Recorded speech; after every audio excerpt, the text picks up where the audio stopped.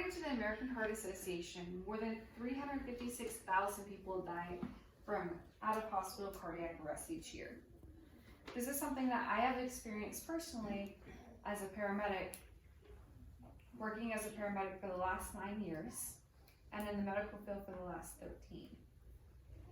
Sudden cardiac death is non-discriminatory. It affects people of all ages. And I can tell you out of personal experience that bystander CPR makes all the difference in the world. It helps increase survivability.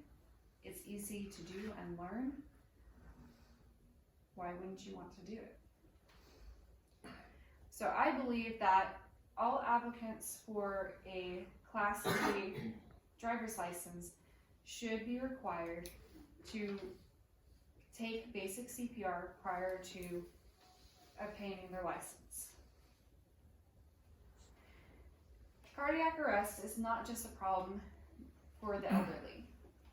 People of all ages experience this in all situations. We may think that it's a problem exclusively for the elderly because more than 80% of cardiac arrests are caused by coronary artery disease, as reported by Allison Yaw and her colleagues at the National Centers of Biotechnology Institution.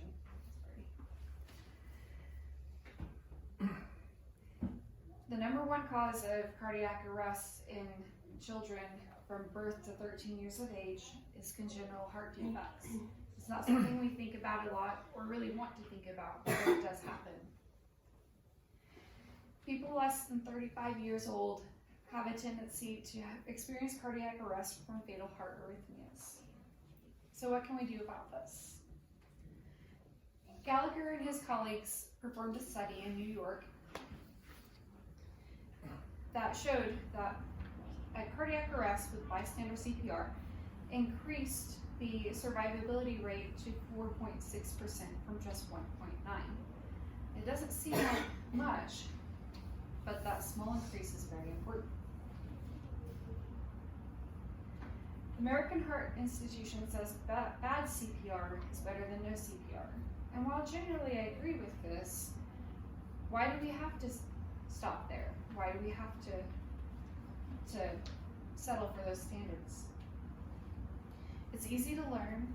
It's accessible to the public through the American Heart Association and the American Red Cross, and it just takes a few hours to learn. I am advocating for basic CPR to be required for everyone obtaining a Class D driver's license. But why a driver's license, you may ask? Well, according to Wagner at Statista, more than 2.5 million people in Oklahoma alone own a Class D driver's license. There are 15 more states in America that have more than 2 times that. So it's safe to say that everyone at some point is going to apply or receive a driver's license at one point or another in their life. So then you may ask, how are we going to pay for this? Because everything costs money these days.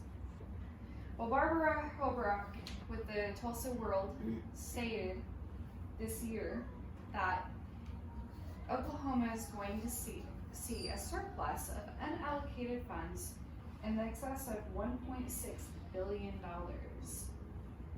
for 2022. Even if we don't use funds like that, we could argue that this is something that we could write off under medical funding or under public interest because it's something that affects everyone.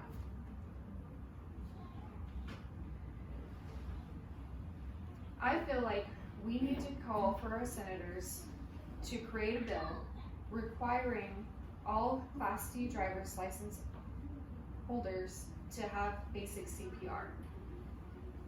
It doesn't seem like much, but maybe we can increase the survivability above 4.6%. If everyone in the country can have that knowledge in basic CPR. And it doesn't seem like much, but at the same time, that little bit means everything when it comes to life and death.